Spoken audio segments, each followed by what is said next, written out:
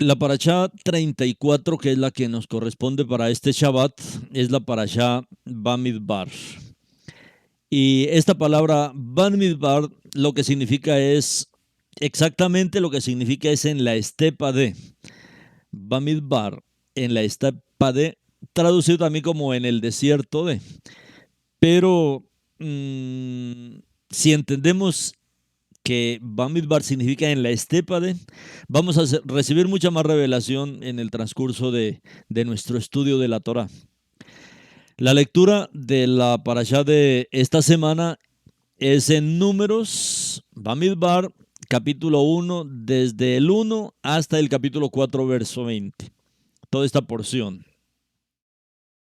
Y la Haftará, la palabra profética para esta semana, es en el capítulo 2 de Oseas. Capítulo 2, desde el verso 1 hasta el capítulo 2, verso 22. Toda esta porción es la que vamos a estar revisando en este día.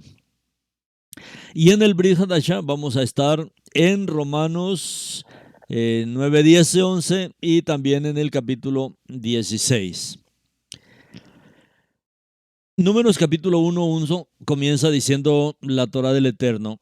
Y habló Adonai a Moshe en la estepa, Bamidbar, en la estepa del Sinaí, en la tienda de asignación el día primero del mes segundo, en el segundo año de haber salido los hijos de Israel de la tierra de Misraín.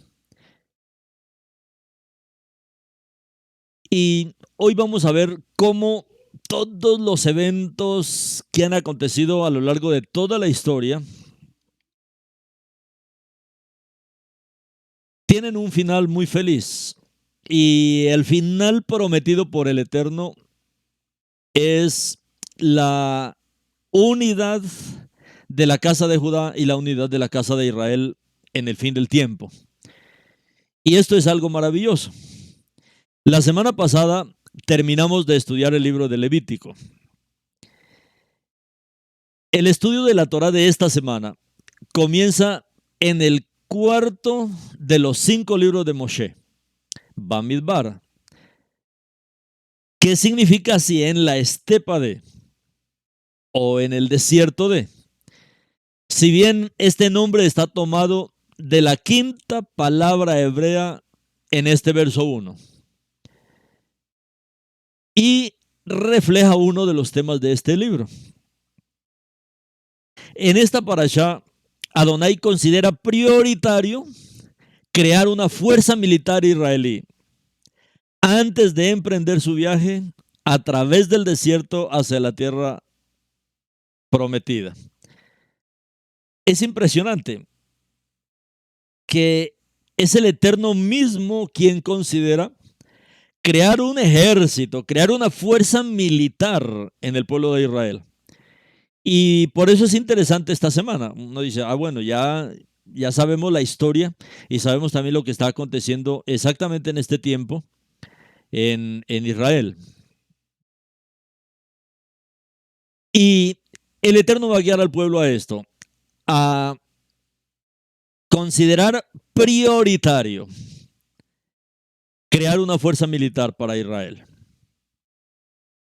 Bamidbar, a este libro se le llama el libro de Números, porque los primeros 4 capítulos mencionan censos de los israelitas.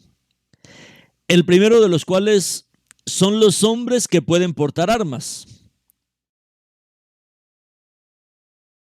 Un nombre hebreo más antiguo para Bamidbar. Este libro se conocía anteriormente como Sefer HaPikudin. Sefer HaPikudin.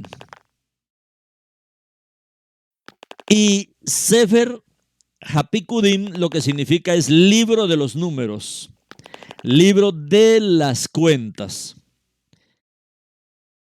Este término se conocía anteriormente al libro de números, así como Sefer HaPikudin, o también libro de los números, libro de las cuentas. Y también refleja este tema de contar. En el capítulo 1 de Bamidbar, los israelitas todavía están acampados en el monte Sinai, después de haber recibido la Torá, haber construido el Mishkan y haber recibido instrucciones de adoración.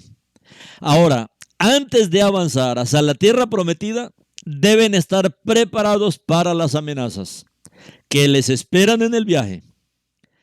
Adonai le ordena a Moshe que haga un censo de todos los hombres de Israel capaces de portar armas a partir de los 20 años. Números 1:19. Y así los contó en el desierto de Sinaí. Los resultados del censo revelan que los israelitas son poderosos en número. Los hombres capaces para la batalla están listados tribu por tribu, totalizando 603.550 hombres. Y vemos estas cifras. De la tribu de Reubén, 46.500 listos para el ejército. De Shimeón, 59.300. De Gad, 45.650. De Yehudá, 74.600. De Isahar, 54.400. De Zebulún, 57.400. De Efraín, 40.500. De Menashe, 32.200. De Benjamín, 35.400. De Dan, 62.700. De Asher, 41.500. Y de Neftalí, 53.400. Total, 603.550 hombres para el ejército de Israel. Esto es demasiado, 603.550. La semana pasada se convocaron a los reservistas de Israel, 7.000. Y uno dice, mucha gente, pero mire estos ejércitos que tenía el pueblo en el pasado. En números desde el capítulo 1:20 hasta el 43, dice, los hombres de 20 años de edad y más que eran sujetos a servicio militar fueron registrados por nombre, familia y clan, empezando por los hijos de Reubén, el primogénito de Israel. Y aquí están los totales. Entonces, de los hijos de Reubén, 46.400. Hijos de Shimeón, por su descendencia, por sus familias, según las casas de sus padres, fueron contados conforme a la cuenta de los nombres por cabeza. Todos los varones de 20 años arriba, todos los que podían salir a la guerra. Los contados de la tribu de Shimeón fueron 59.300. Hijos de Gad, por su descendencia, por sus familias, según la casa de sus padres, fueron contados conforme a la cuenta de los nombres por cabeza. Todos los varones de 20 años arriba, todos los que podían salir a la guerra. Los contados de la tribu de Gad fueron 46.650. Hijos de Yehudá, por su descendencia, por sus familias, según las casas de sus padres, fueron contados conforme a la cuenta de los nombres por cabeza. Todos los varones de 20 años arriba, todos los que podían salir a la guerra. Y los contados de la tribu de Yehudá fueron 74.600. Hijos de Isaacar, por su descendencia, por sus familias, según las casas de sus padres, fueron contados conforme a la cuenta de los nombres por cabeza. Todos los varones de 20 años arriba, todos los que podían salir a la guerra. Los contados de la tribu de Isaacar fueron 54.400. Hijos de Zebulún, por su descendencia, por sus familias, según las casas de sus padres, fueron contados conforme a la cuenta de los nombres por cabeza. Todos los varones de 20 años arriba, todos los que podían salir a la guerra. Los contados de la tribu de Zebulún fueron 57.400. Hijos de Efraín por su descendencia, por sus familias, según las casas de sus padres, fueron contados conforme a la cuenta de los nombres por cabeza. Todos los varones de 20 años arriba, todos los que podían salir a la guerra. Los contados de la tribu de Efraín fueron 40.500. Hijos de Menashe, por su descendencia, por sus familias, según las casas de sus padres, fueron contados conforme a la cuenta de los nombres por cabeza, todos los varones de 20 años arriba, todos los que podían salir a la guerra. Los contados de la tribu de Menashe fueron 32.200. Hijos de Benjamín, por su descendencia, por sus familias, según las casas de sus padres, fueron contados conforme a la cuenta de los nombres por cabeza. Todos los varones de 20 años arriba, todos los que podían salir a la guerra. Los contados de la tribu de Benjamín fueron 35.400. Hijos de Dan, por su descendencia, por sus familias, según las casas de sus padres, fueron contados conforme a la cuenta de los nombres por cabeza. Todos los varones de 20 años arriba, todos los que podían salir a la guerra.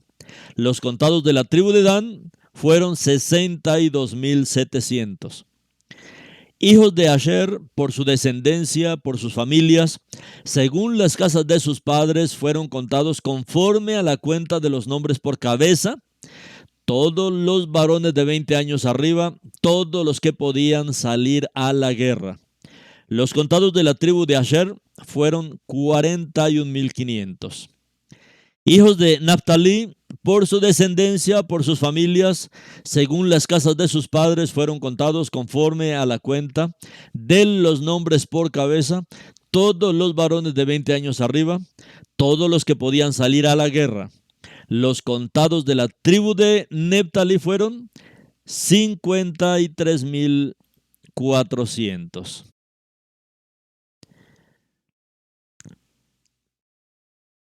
Esto es importante. Todo este ejército que el Eterno está alistando, pero en medio de todo este servicio militar que el Eterno establece, hay un servicio élite. Hay un servicio de élite que está a cargo de los levitas. Los levitas no se encuentran aquí en el censo, ya que no deben ser reclutados en el ejército. Los levitas, que son descendientes de Aarón, están ungidos como Coanín, como sacerdotes, y tienen deberes sacerdotales. Aquellos levitas que no descienden de Aarón actúan en roles subordinados a los sacerdotes de Aarón, como sus sirvientes. Estos levitas reemplazan a los primogénitos de Israel, a quienes originalmente se les dio esta tarea, pero perdieron ese privilegio debido a su adoración del becerro de oro. Los levitas, sin embargo, permanecieron fieles durante ese tiempo y se ganaron el favor de Elohim. Como sirvientes de los sacerdotes, los levitas son puestos a cargo de los muebles y la estructura del Mishkan del Testimonio, derribándolo, armándolo, llevándolo, volviéndolo a colocar, mientras los israelitas se movían por el desierto. Esta es una tarea tan sagrada que solo los levitas pueden acercarse al Mishkan del Testimonio. Cualquier persona no autorizada que se acerque será castigado con la muerte. Los levitas también están obligados a instalar sus tiendas alrededor del Mishkan del Testimonio, no en un lugar como las otras tribus. Formaban una barrera para evitar que los israelitas comunes se acercaran demasiado al Mishkan del Testimonio, lo que causaría que la ira de Elohim cayera sobre el campamento de Israel. Todos los israelitas deben acampar a una distancia específica de la tienda de la reunión.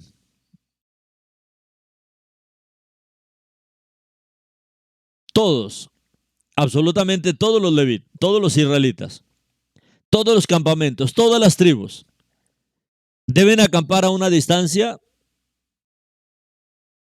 específica de la tienda de reunión y lo suficientemente lejos para proteger la santidad del Mishkan del testimonio. Y sin embargo, lo suficientemente cerca como para que los israelitas caminen también a sus reuniones. En Números, Bamidbar 2:1-2 dice: y habló Adonai a Moshe y a Aarón diciendo: los hijos de Israel acamparán por clanes, cada hombre con su propia bandera, y bajo el símbolo de su clan acamparán alrededor del Mishkan del testimonio, pero a la distancia. Según la ubicación divina, las 12 tribus de Israel acamparon más allá del círculo levita, en 4 grupos de 3 tribus cada una, como se presenta en muchos cuadros, en muchas imágenes, de la manera como acamparan, ¿no? Y Judá, Isahar y Zebulún hacia el este. Reubén, Shimeón y Gad al sur. Efraín, Menashe y Benjamín al oeste. Y Dan, Asher y Neptalí al norte. Esa era la manera. Debido a que la luz viene del este, ahí es donde acamparon Moshe, Aarón y sus hijos, ya que son grandes hombres apartados, santos, responsables de llevar la luz de Elohim a la nación. Cada tribu tenía su propio príncipe, cada tribu tenía su propio líder, su propio nazí. Y cada tribu tenía una bandera o un estandarte distintivo, un degel, con su propio emblema y color tribales particulares. Se cree que los colores correspondientes a las piedras preciosas que estaban en la coraza del Cohen Gadol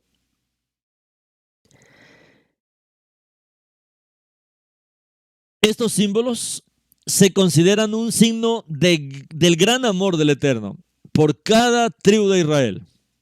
Como dice el Cantar de los Cantares: tu bandera, tu degel sobre mí es amor.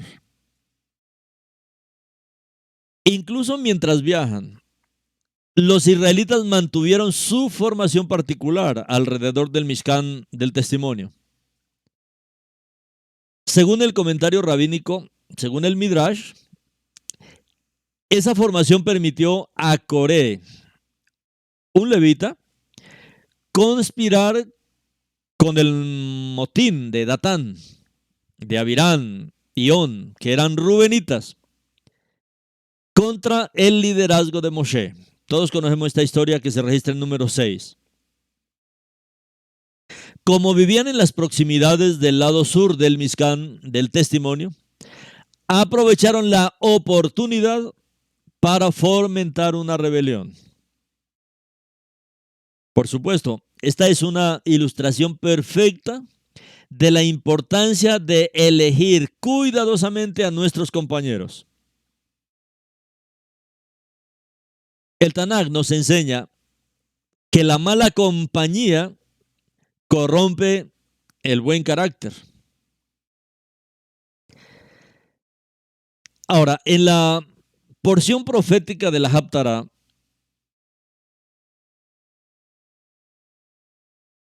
que se basa en el libro del profeta Oseas, nos muestra el Eterno esta semana cómo nuestra unidad, mis hermanos, debe ser bajo una única autoridad. Y esto es muy importante. Todo Israel debemos madurar hasta llegar todos a ver que la unidad de Israel se llevará a cabo solamente cuando todo Israel estemos todos bajo la misma y única autoridad. ¿Qué autoridad? Vamos a ver de qué es que nos habla esta porción profética de la semana. Oseas capítulo 1, en el verso 10 dice: de todos modos, el pueblo de Israel será en número tanto como los granos de arena en el mar, que no puede ser medido ni contado. Mire cómo el Eterno ha autorizado que se hagan varios censos en Israel. Al Eterno le gusta estar contando a su pueblo. Pero, ¿qué nos dice el profeta Oseas? De todos modos, hermano, pase lo que pase con toda la historia de Israel a lo largo de todo este tiempo, de todos modos, dice el profeta Oseas, el pueblo de Israel será en números tanto como los granos de la arena en el mar, que no puede ser medido ni contado. Por lo general, hay un tema común entre la parashá y la haftará. Siempre hay un tema que se comparte.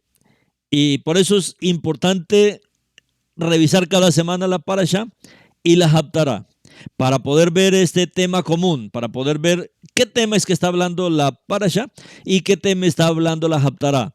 Y cuando empatamos estas dos cosas, pues podemos nosotros ver el cumplimiento a través del Brit Hadashah. El tema común entre la parashá y la haftará de esta semana,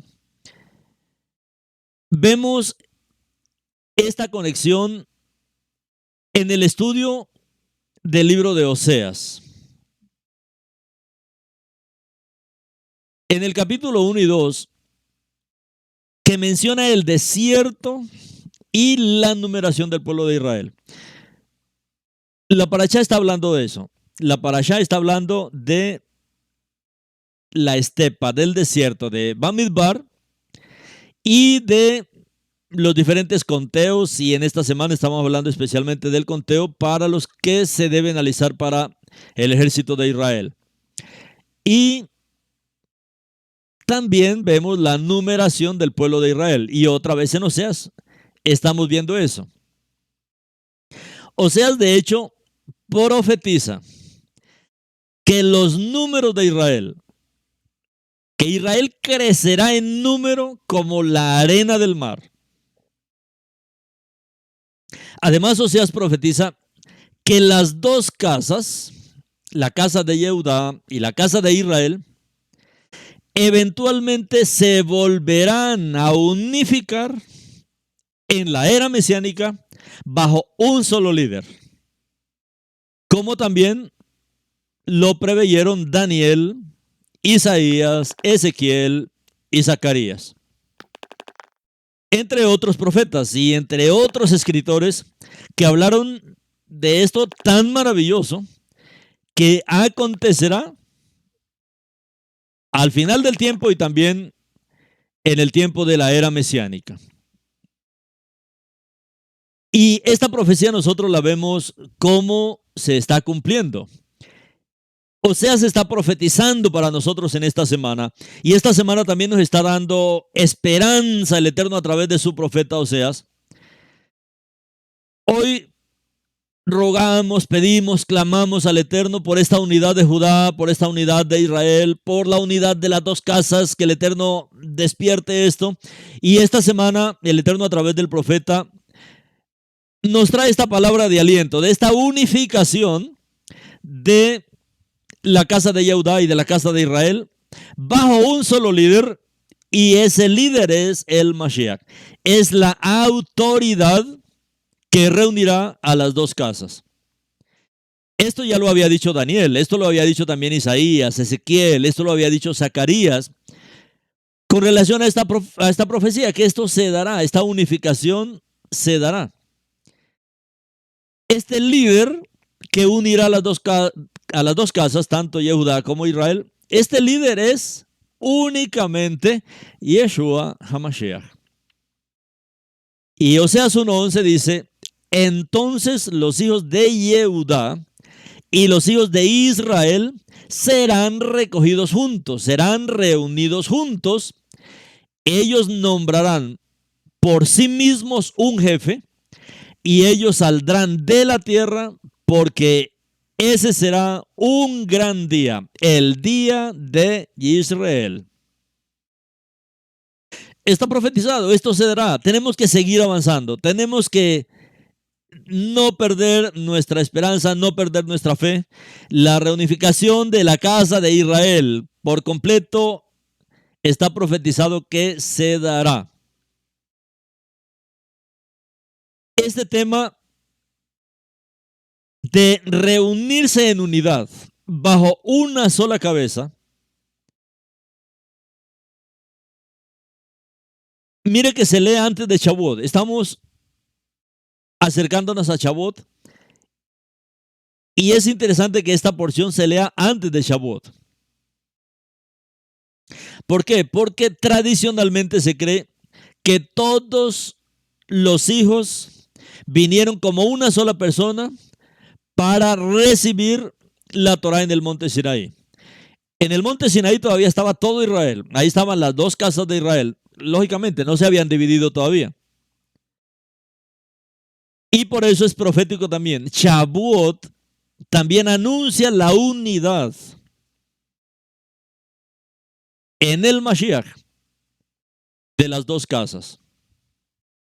En Shavuot, sí, en Pentecostés, los discípulos de Yeshua esperaron en unidad de mente, en unidad de corazón, en unidad de propósito. Esperaron la venida del Ruach HaKodesh, la venida del Espíritu de Santidad. Hay una unción y bendición cuando nos reunimos en unidad con aquellos que aman a Elohim. En el Salmo 133, 1 y 3 dice, mirad cuán bueno y cuán agradable es que los hermanos vivan juntos en armonía. Es como aceite fragante sobre la cabeza que fluye, descendiendo sobre la barba de Aarón, y baja hasta los zitzillot de las vestiduras. Es como rocío de Hermón que desciende sobre las montañas de Sión, pues ahí Adonai ordenó la bendición de vida eterna. En este libro profético de Oseas se ve una imagen de lo que es la redención y el matrimonio. Este libro, que es el primero de los Treyazar, de los 12 profetas, Elohim usa el matrimonio de Oseas con una prostituta como una parábola de la vida real para revelar su gran amor por Israel. Después de que la esposa de Oseas le da hijos, Adonai le dice a Oseas que envíe a su esposa e hijos, o sea, que se aparte de su esposa y de sus hijos. Oseas obedece, pero declara su amor por ellos. A pesar de la desviación de su esposa, a través de esta dispersión de su familia, Oseas llega a comprender el amor absoluto de Elohim y su compromiso con Israel, a pesar de su extravío. Con esta idea, Oseas reprende a Israel por involucrarse en asuntos adúlteros con deidades paganas y ser un cónyuge infiel hacia Elohim. Y sin embargo, mis hermanos, así como Oseas recupera a su esposa que se hizo una ramera después de que Oseas la aparta de él. Oseas la recupera como su esposa. Así también Elohim promete recuperar a su esposa infiel Israel. Él promete que el pueblo judío se arrepienta y se comprometa con él para siempre. Oseas 2, 19, 20 dice: yo te desposaré conmigo para siempre. Sí, yo te desposaré conmigo en rectitud, en justicia, en misericordia y en tierna compasión. Yo te desposaré conmigo en fidelidad y tú conocerás a Adonai. Este pasaje final de la Haftará es una maravillosa profecía de redención. Hoy, especialmente los hombres de Yehudá, ortodoxos, recitan cada mañana esta porción mientras se ponen los tefilín, las filacterias.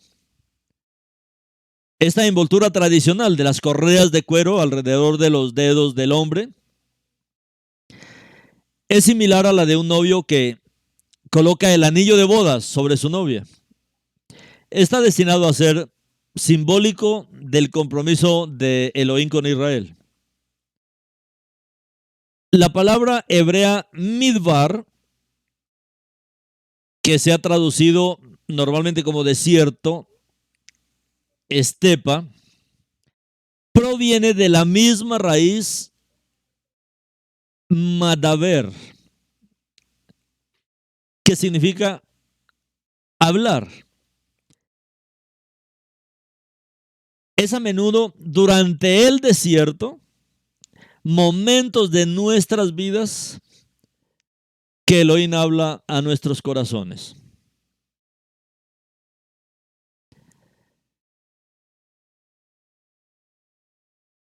En esta parashá hay algo muy especial. Y en esta parashá el Eterno repite mucho nombres. Este término, nombres. Como por ejemplo en Números 1:2. Toma un censo de la asamblea completa de los hijos de Israel, por clanes y familias. Registra los nombres. Registra los nombres de todos los hombres.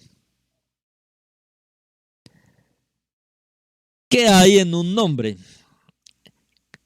¿Qué hay en un nombre y por qué es importante notar esto en esta parashá? En Números 1, Moshe se mandó a hacer un censo de todos los varones adultos. Están numerados de acuerdo a la familia y de acuerdo a su nombre, conforme al jefe de cada familia, conforme al jefe de cada casa o al padre de cada casa.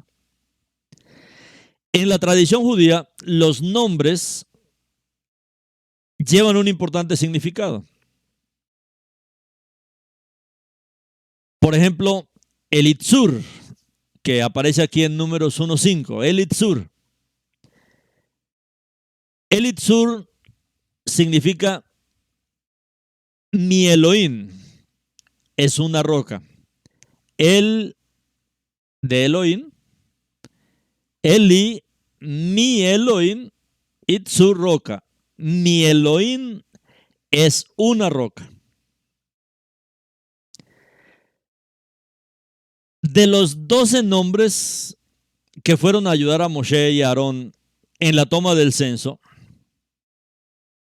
9 de ellos contenía en el nombre de ellos el nombre divino. El de Elohim. En su propio nombre, en el nombre de cada uno de ellos. 3 de sus nombres que figuran, por ejemplo, Tzur, roca, que se utiliza con frecuencia para Elohim.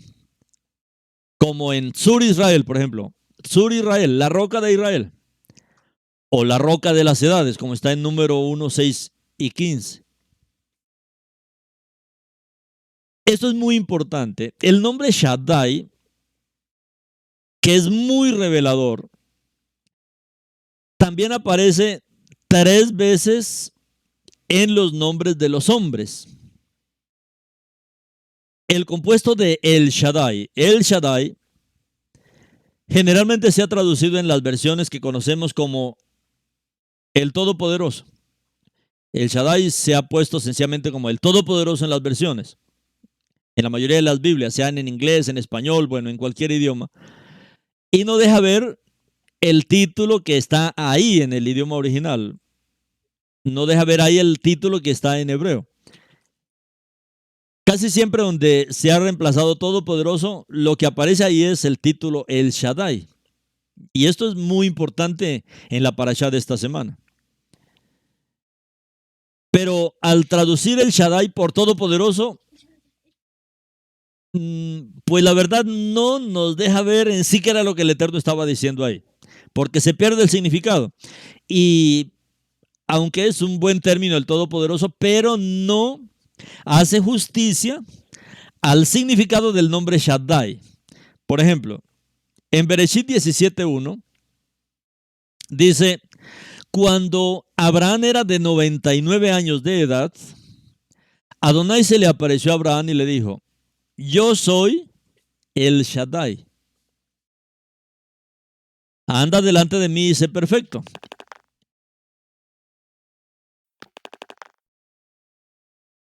Ahora, en la mayoría de las versiones lo que se tradujo fue sencillamente: cuando Abraham era de 99 años de edad, Adonai se le apareció a Abraham y le dijo: yo soy el Todopoderoso. Anda delante de mí y sé perfecto. Pero si nosotros miramos bien lo que aparece en la palabra hebrea en 17:1, cuando Abraham era de 99 años de edad, Adonai se le apareció a Abraham y le dijo: yo soy el Shaddai. Anda delante de mí y sé perfecto. ¿Por qué es importante esto? La palabra Shaddai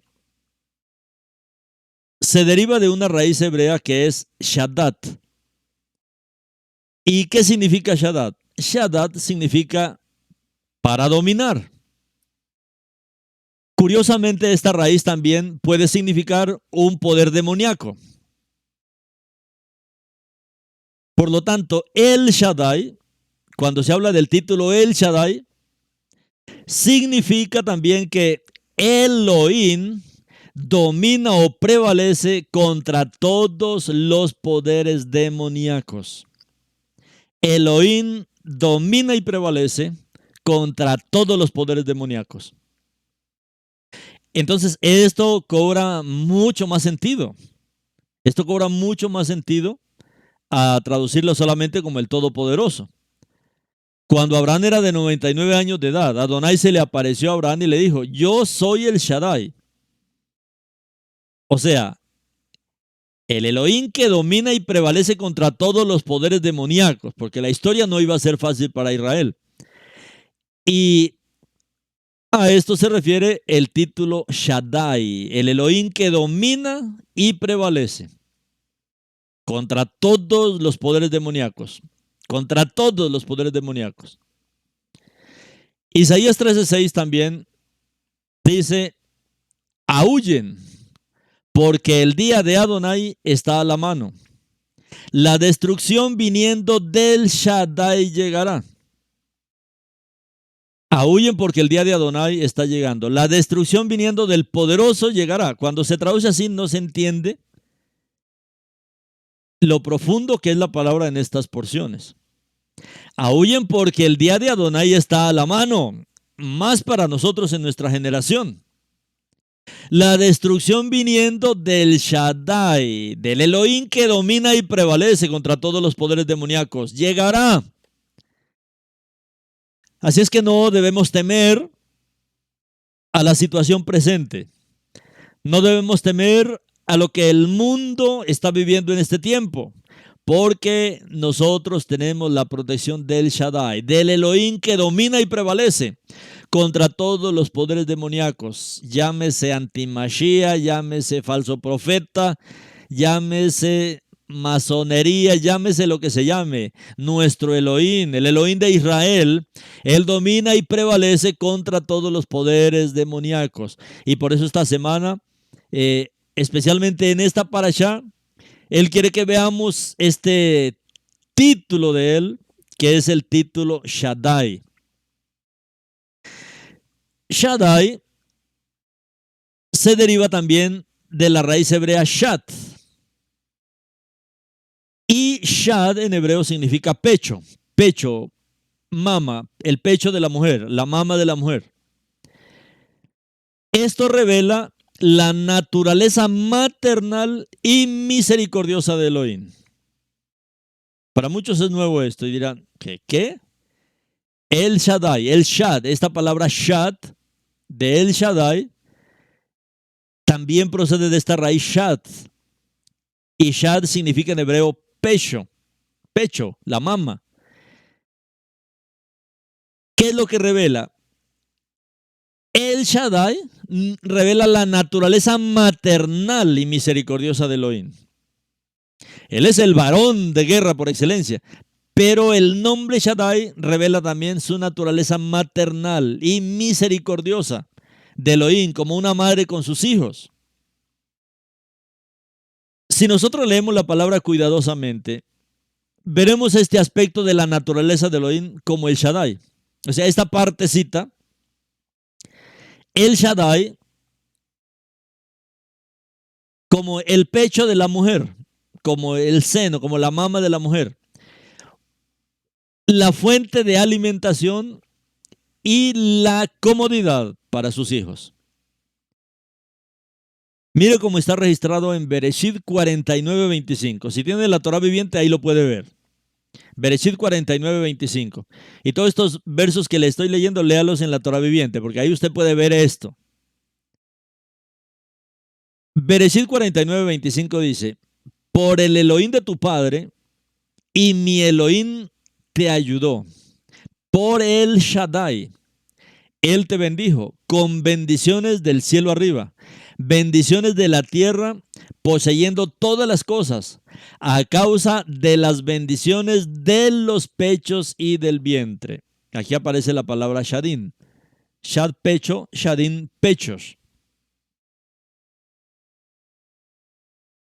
Por el Elohim de tu padre y mi Elohim te ayudó. Por el Shaddai, él te bendijo con bendiciones de arriba, bendiciones de la tierra, poseyendo todas las cosas a causa de las bendiciones de los pechos, Shadin, y del vientre. Sabemos por el libro de Bereshit, por el libro de Génesis, que hemos sido creados a la imagen de Elohim. Y fuimos creados a la imagen de Elohim como varón y mujer. Recuerda que cuando el Eterno creó primeramente a Adán, Bereshit capítulo 5 dice que Adán era varón y mujer. O sea, Adán tenía las dos partes. Eso dice Bereshit capítulo 5. Varón y hembra los creó. Varón y hembra los creó. Así era el hombre creado inicialmente. Y dice que fuimos creados a la imagen de Elohim, como varón y mujer.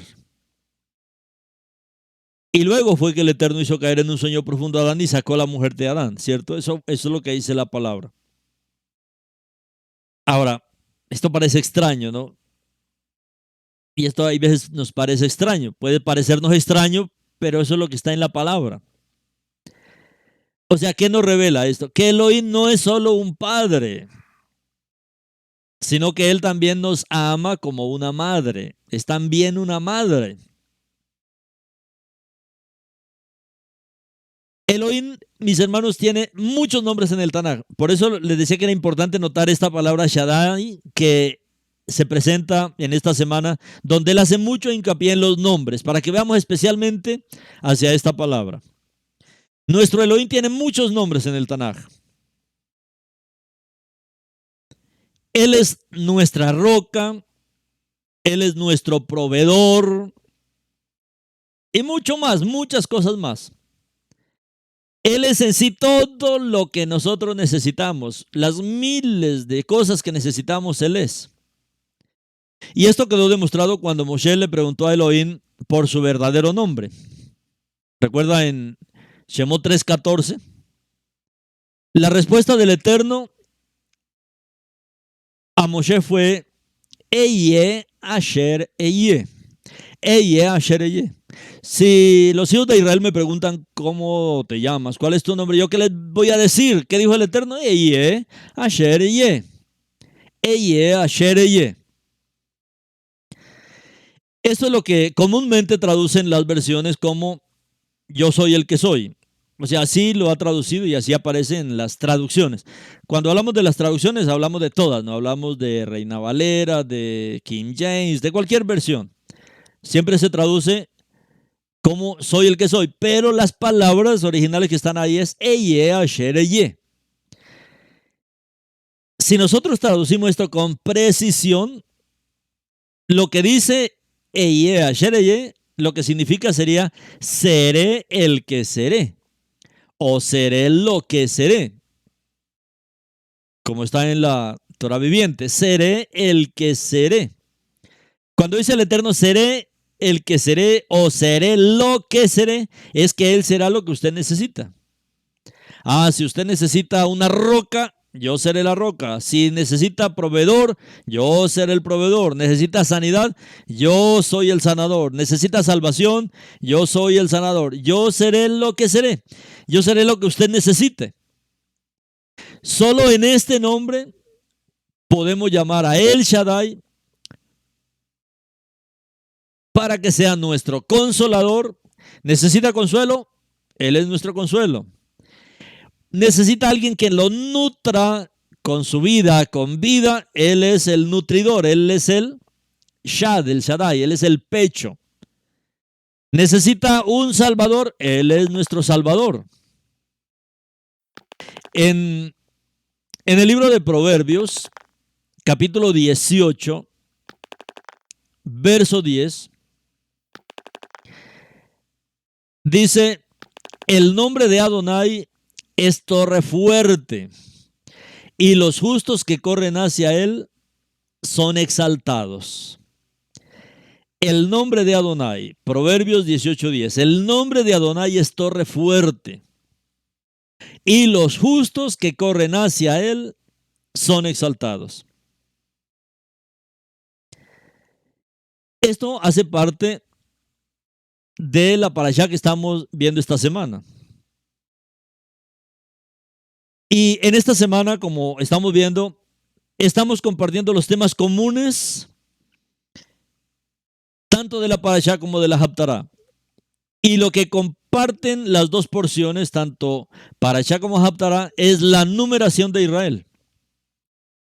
Y en la parashá, Moisés vemos que toma un censo, y en la Haftará, Elohim promete que los israelitas serán como la arena en la orilla del mar, que no pueden ser medidos o contados, como dice Oseas 1:10. De todos modos, el pueblo de Israel será en números tanto como los granos de arena en el mar, que no puede ser medido ni contado. Así que el tiempo vendrá cuando en vez de ser dicho, tú no eres mi pueblo, será dicho a ellos, ustedes son los hijos del Adonai viviente. Ustedes son los hijos del Elohim viviente. En Bereshit, Elohim también compara los números de Israel a las estrellas, como vemos en Bereshit 15:5, Génesis 15:5. Entonces él lo llevó afuera y le dijo, mira el firmamento y cuenta las estrellas, si tú las puedes contar. Tu cera será tan numerosa.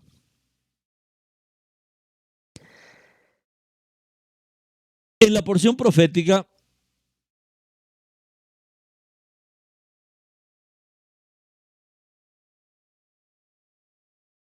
el Eterno está prometiendo que seducirá a Israel, la traerá de regreso a la tierra y que la relación entre Elohim e Israel será una vez más como un matrimonio saludable. Después de toda esta historia de Israel, ¿será que el Eterno puede ordenar el sufrimiento? Mire lo que la historia que, no sé si usted le entendió bien la historia de Oseas. ¿Cómo es que Oseas y cómo es que el Eterno nos presenta la historia de Oseas?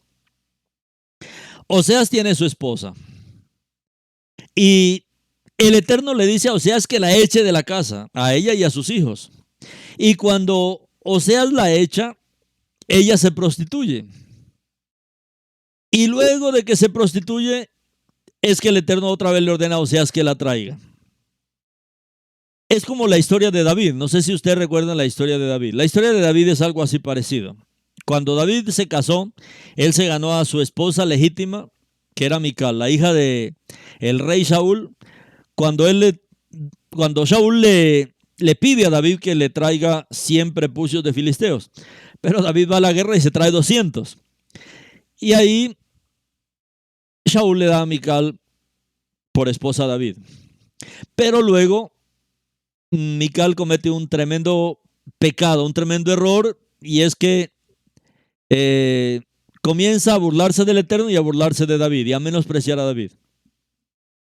Y eso le costó el matrimonio a Mical, porque el Eterno le dijo que nunca le daría hijos de David. Y eso fue tremendo, porque no fue solamente que no le daba hijos de David. El problema fue que Mical fue quitada del lado de David. Y Mical fue y se la dieron a otro hombre, y luego se la quitaron a ese hombre y se la dieron a otro hombre. O sea, como que se prostituyó también. Eso se ve en la historia de Mical, esa historia de Oseas también. Y en este segundo matrimonio ella tuvo 5 hijos, dice la palabra Mijal, en Samuel dice eso. Y ella envejeció lejos de David. Pero ya cuando estaba viejita, el Eterno le ordena a, a David que traiga a Mijal para que cuide de ella los últimos días de su vida. Porque en todo esto el Eterno nos está mostrando que veamos la historia de Israel como es nuestra historia, es que esa es nuestra historia. Y eso es lo que está hablando esta semana con respecto también a Oseas y su esposa que se prostituye y luego tiene que recogerla. Es la historia de Israel y el Eterno quiere es que entendamos esta historia y cómo todos estos sufrimientos hasta cierta medida fueron ordenados por el Eterno. Oseas 2:14 al 16 dice: pero ahora la voy a cortejar. Yo traeré a Israel afuera al desierto, y ahí con mucho cariño haré que se vuelva a enamorar de mí. Y de veras le daré sus viñas desde entonces y convertiré su desgracia en una gran bendición. Y la llanura baja de Ajor como entrada anhelada, y ciertamente ella responderá allí como cuando era joven, como en el día de su subida de la tierra de Misraim. En aquel día dice Adonai: tú me llamarás Ishi, mi esposo. Ya nunca más me llamarás Baali. Ya nunca más me llamarás mi Señor. Muchos hoy todavía, para referirse al Eterno, le dicen así, el Señor. Pero él dice que él nunca más quiere que le digan así. En aquel día dice Adonai: tú me llamarás Ishi, mi esposo. Y de esta manera tenemos que relacionarnos con él, mi esposo, mi amado esposo. Él es nuestro Adonai, él es nuestro Mashiach, nuestro esposo, nuestro novio. En aquel día dice Adonai: tú me llamarás Ishi, mi esposo, mi varón, mi novio. Ya nunca más me llamarás Baali, mi Señor. Tenemos que entrar en esta nueva relación con nuestro esposo. Ahora, para comprender los temas del matrimonio, para comprender la traición y para comprender la redención en esta historia de Oseas, es que necesitamos quedar claros en esta situación, en este trance familiar que está presentando el Eterno a través de Oseas. Elohim le ordenó que tomara una ramera por esposa, una mujer que aparentemente estaba destinada a serle infiel.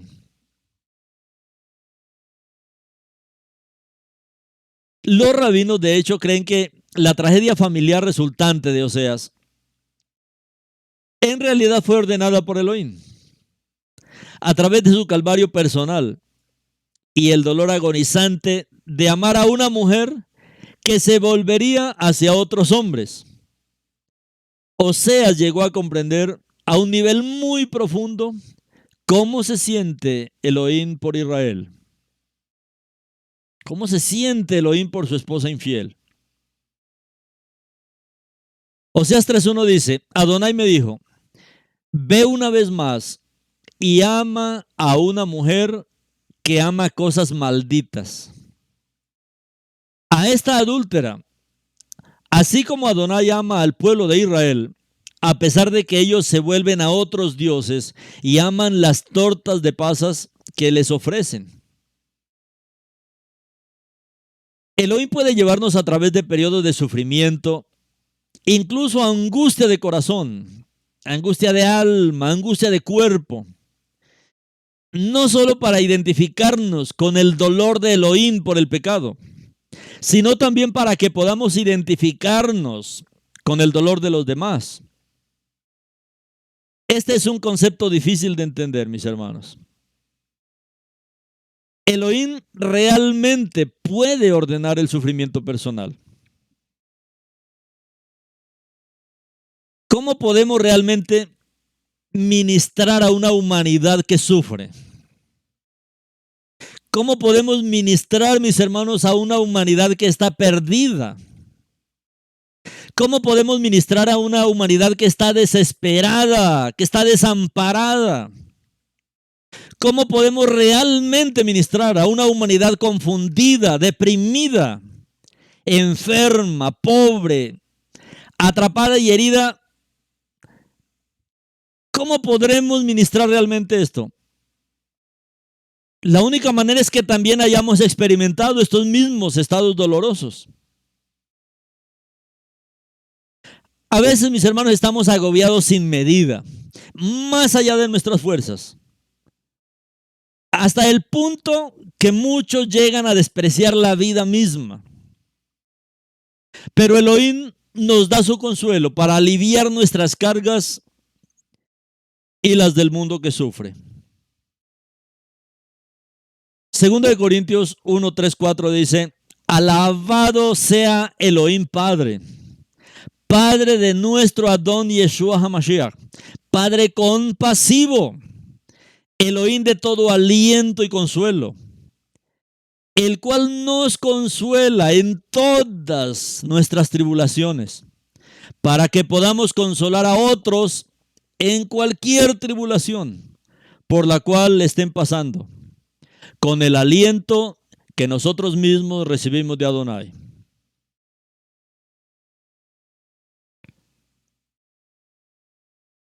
Usted, mi hermano, mi hermana, Ajín, Ajayot, está agobiado, está agobiada, está afligido, afligida por algún tipo de tragedia familiar, como la esposa adúltera de Oseas. Está más allá de su capacidad de soportar. Está luchando con desesperación por una situación en su hogar, en su familia, que nunca parece resolverse. A veces sentimos que vivimos en una tormenta sin fin. E incluso podríamos comenzar a dudar del amor de Elohim por nosotros. La escritura registra que los discípulos de Yeshua estuvieron una vez en tal tormenta. Una tormenta, mis hermanos, de proporciones bíblicas, una tormenta huracanada, una gran tormenta. Eso no era un pequeño chubasco. Su pequeño bote se estaba llenando de agua y se hundían rápidamente. Pensaron que se ahogarían con seguridad. ¿Y dónde estaba Yeshua durante todo ese tiempo? ¿Dónde estaba durante todo ese evento? Dormido en un cojín en la popa del barco. En su angustia, los discípulos gritaron, mis hermanos, Rabí, Rabí, ¿no te importa que perezcamos? Mire cómo registra Marcos 4, 37, 38. Se levantó una gran tempestad de viento y las olas irrumpían en el bote, de modo que estaba cerca de ser hundido. Pero él estaba dormido sobre un cojín en la popa. Ellos se levantaron y le gritaron, Rabí, ¿no te importa que perezcamos? ¿Cuál fue la respuesta de Yeshua? Ahí está, miren Marcos 4:40. Y él les dijo, ¿por qué están tan temerosos? ¿Cómo es que no tienen emuná? ¿Cómo es que no tienen fe? ¿Cómo es que no tienen confianza? Hay momentos en los que sentimos que nos estamos ahogando y parece que Elohim está dormido. Nos preguntamos si ya no le importamos. ¿Por qué permite que nuestras tormentas sigan y sigan y sigan y sigan? Hemos orado, hemos ayunado, hemos orado aún más, pero el viento y las olas continúan golpeando nuestro pequeño bote y nuestro bote se hunde y la tormenta continúa. Al comprender, mis hermanos, cómo Elohim sanó la confusión de Oseas, podemos estar seguros de que nuestra alma azotada por la tormenta también encontrará descanso. Su alma, mis hermanos, azotada por las tormentas, encontrará descanso. Oseas estaba profundamente infeliz en su matrimonio. Es que no era para menos. Al parecer había desperdiciado su amor en Gomer, una mujer adúltera, promiscua. Sin embargo, su matrimonio simbolizó la experiencia de Elohim con la nación de Israel. Tremendo, hermano. Triste y maravilloso, porque eso era lo que el Eterno quería que entendiera para poder escribir semejante libro tan maravilloso. Este infeliz matrimonio era para revelar el matrimonio que simbolizaba la experiencia de Elohim con la nación de Israel.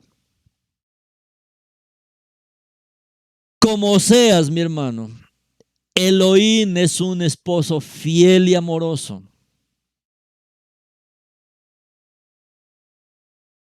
Él fue abandonado, él fue traicionado por su esposa, Israel. Elohim, él mismo eligió a Israel. Él la liberó de Misraim, él la liberó de Egipto, para que fuera su propio segulá, para que fuera su propio tesoro especial. El pueblo de Israel sufrió como esclavo en Egipto y el Eterno los liberó.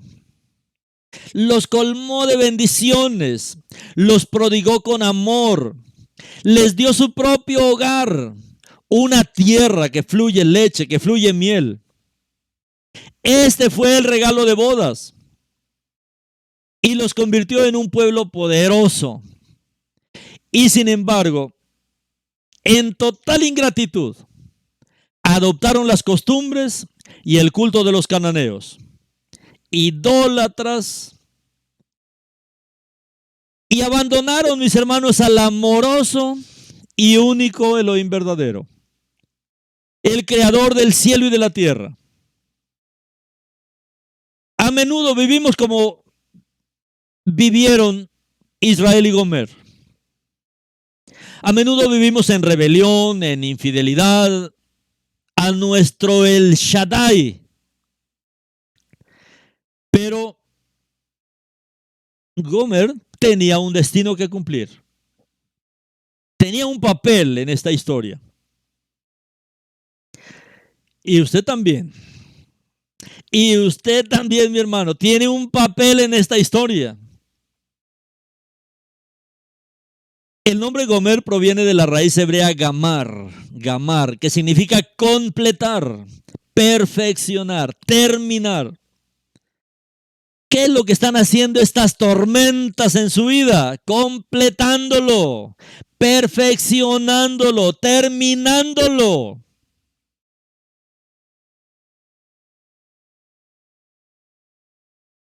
Cuando Shaul habla de toda su experiencia, uno queda loco. Con 39 azotes menos uno, en cárceles, en el mar, en naufragios, no, pero esas eran las tormentas para completar, para perfeccionar, para terminar la obra en la vida de Shaul.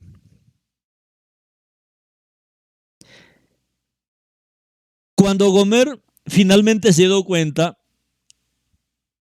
de que los dones de sus pretendientes mundanos no podían compararse con el cumplimiento del propósito de Elohim para ella. Ser esposa de Oseas y madre de sus hijos, Elohim envió a Oseas para redimirla de ser vendida como esclavo. Debido a su gran misericordia, a su gran rajén, Elohim nos ha redimido, mis hermanos, de la esclavitud de nuestra propia infidelidad y rebelión contra Él. Somos los redimidos de Él. Él nos ha dado una esperanza y un futuro a través de Yeshua HaMashiach, nuestro Redentor, quien fue traspasado por nuestras transgresiones y triturado por nuestras iniquidades. Isaías 53:5 dice: mas él herido fue por nuestras rebeliones, molido por nuestros pecados. El castigo de nuestra shalom fue sobre él, y por su llaga fuimos curados. Debido a que Elohim ha pagado el precio de la redención por nosotros, mis hermanos, podemos confiar que Él perfeccionará lo que nos concierne. Si es que Él ya nos compró, Él ya nos redimió, Él perfeccionará y Él quiere que confiemos que Él está trabajando con nuestras vidas. El Teilín 138:8, Salmo 138:8 dice: Adonai cumplirá su propósito para mí. Adonai cumplirá su propósito en mí. Tu misericordia, Adonai, continúa para siempre. Él no nos ha abandonado. No abandones la obra de tus manos. Así como Oseas, como esposo, no se daría por vencido con Gomer. Elohim, mi hermano, no se dará por vencido con Israel, porque su pueblo también tiene un destino que cumplir. Isaías 62:12 dice así: ellos los llamarán el pueblo Kadosh. Ellos, las naciones todas, lo llamarán el pueblo Kadosh, los redimidos de Adonai. Tú serás llamada buscada, ciudad ya no más abandonada. Y así, mis hermanos, como el amor de una madre acerca de sus hijos, y así, mis hermanos, como una madre acerca a sus hijos a ella, el Shaddai está atrayendo a sus hijos hacia Él a través de su amor. Esta es la obra que vemos en nuestros días. Miremos las hermosas imágenes que reflejan la naturaleza amable, misericordiosa, paciente, siempre fiel y amorosa de Elohim. Como vemos en Oseas 11:3-4. Sin embargo, fui yo quien enseñó a Efraín a caminar. Yo lo llevé de los brazos pero ellos no supieron que era yo quien los estaba sanando, quien los estaba guiando por medio de humanos con riendas hechas de amor. Con ellos yo era alguien que estaba removiendo el yugo de sus quijadas. Y yo me agaché para alimentarlos. 11:8. Efraín, ¿cómo te puedo dejar o entregarte, Israel?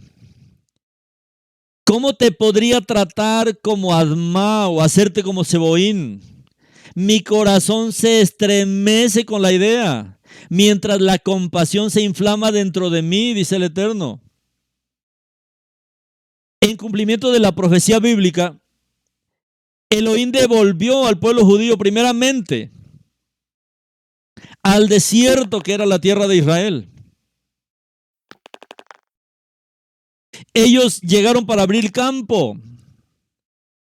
Él ha hecho florecer el desierto y todavía está seduciendo y hablando a su pueblo, tal como lo profetizó Oseas, hasta que se cumpla su destino. Oseas 1:10 y 11 dice: de todos modos el pueblo de Israel será en números tanto como los granos de arena en el mar, que no puede ser medido ni contado. Así que el tiempo vendrá cuando en vez de ser dicho, tú no eres mi pueblo, será dicho a ellos, ustedes son los hijos del Elohim viviente. Entonces los hijos de Yehudá y los hijos de Israel serán reunidos juntos. Ellos nombrarán por sí mismos un jefe y ellos saldrán de la tierra, porque ese será un gran día, el día de Israel. La porción de la Torá y la porción profética de Bamidbar comparten el tema de la numeración. Elohim promete a través de Oseas que el número de israelitas será como la arena a la orilla del mar. Oseas, que prevé la era mesiánica venidera, también profetiza que las casas de Judá e Israel se unificarán y estarán bajo un solo líder. Oseas fue el profeta durante la decadencia y la caída del reino del norte de Israel, más o menos en el año 722 antes de la venida del Mashiach. Unos 200 años después de la muerte del rey Salomón. Debido a la mala administración del hijo de Salomón, del rey Roboán, las 10 tribus del norte se rebelaron e Israel se dividió en el reino del norte 10 tribus y en el reino del sur Yehudá y Benjamín. Esto ocurrió en el año 931 antes de venir el Mashiach. El Reino Unido de Israel, a través de David y a través de Salomón, este rey, que era un solo reino, se dividió en el reino del sur Judá y en el reino del norte Israel, después de que las tribus del norte se negaron a aceptar a Roboán, el hijo de Salomón, como rey. Elohim exilió a las tribus del norte porque abandonaron a Elohim y se volvieron a dioses de las naciones paganas que la rodeaban. En el libro de Oseas, Elohim los compara con una esposa que se prostituye y se vuelve hacia otros hombres. Fue eso, mis hermanos, un espíritu de prostitución, lo que llevó a Israel por mal camino. Oseas 4:12 está registrado: mi pueblo consulta a su pedazo de madera. El adivinador de ellos les habla con su batuta, porque el ruach de fornicación los hace errar. Ellos se van a fornicar y desertan a su Adonai. La esposa de Oseas, Gomer, que es una imagen profética de Israel, dio a luz 2 hijos, que se llamaron Lo-Ruama y Lo-Ami. Imagínense esos nombres. Lo-Ruama, sin misericordia; Lo-Ami, no mi pueblo. Terrible que estos nombres se pongan a 2 hijos. Pero estos eran los hijos de Oseas. El Eterno estaba repudiando totalmente a su pueblo, prometiendo que no tendría misericordia de ellos, ni los consideraría más su pueblo. No serían más el pueblo del pacto. Y esta historia fue por muchos años hasta la venida del Mashiach. Pero, mis hermanos, Elohim en su misericordia promete que no mantendrá su ira contra ellos para siempre. De todos modos, el pueblo de Israel será en número tanto como los granos de la arena del mar, que no puede ser medido ni contado. Así que el tiempo vendrá cuando en vez de ser dicho, tú no eres mi pueblo, lo ami, será dicho a ellos, ustedes son los hijos del Elohim viviente. Se ha oído hoy todos los que se dicen por estos nombres, todos los que se llaman por estos nombres, hijos del Elohim viviente, hijos del Dios viviente. Esos son las tribus. Pero al final, el pueblo de Yehuda y el pueblo de Israel se unirán. Entonces los hijos de Yehuda y los hijos de Israel serán reunidos juntos, serán recogidos juntos. Ellos nombrarán por sí mismos y por sí mismos un jefe. Y ellos saldrán de la tierra porque ese será un gran día, el día de Israel. Aunque algunos de los israelitas exiliados regresan a la tierra prometida, hablando en el tiempo de la división, ¿no? Algunos israelitas regresaron. De estas 10 tribus, algunos regresaron. Pero con el tiempo fueron absorbidos por Yehudá y Benjamín. Pero la mayoría permanecieron en las naciones. La mayoría fue esparcida en las naciones. Y ahí en las naciones se perdieron. Pero se perdieron como entre comillas. Se perdieron. Por eso se conocen como las tribus perdidas. Pero ¿qué dijo Yeshua? Yo fui enviado solamente por las ovejas perdidas de la casa de Israel. Hoy esas tribus ya están identificadas. Y esas tribus están identificadas porque son todos los creyentes en el Mashiach. Y no podemos decir, no, es que él cree en Jesús o él cree en Cristo. No importa cómo lo esté conociendo. El asunto es que él ya está en el camino. Está en el camino de regreso. Pero mis hermanos, Elohim prometió que en los últimos días ya no se rebelarían contra el gobierno del heredero de David. O sea, ya no se rebelarían contra el Mashiach. Y volverían y servirían a Adonai. Y esta es una promesa maravillosa. Y es la promesa que estamos viendo delante de nuestros ojos. Oseas 3:5. Después los hijos de Israel se arrepentirán y buscarán a Adonai su Elohim y a David su rey, al Mashiach. Ellos vendrán temblando, temerán a Adonai y a su bondad en el Aharit Hayamim. En los últimos tiempos.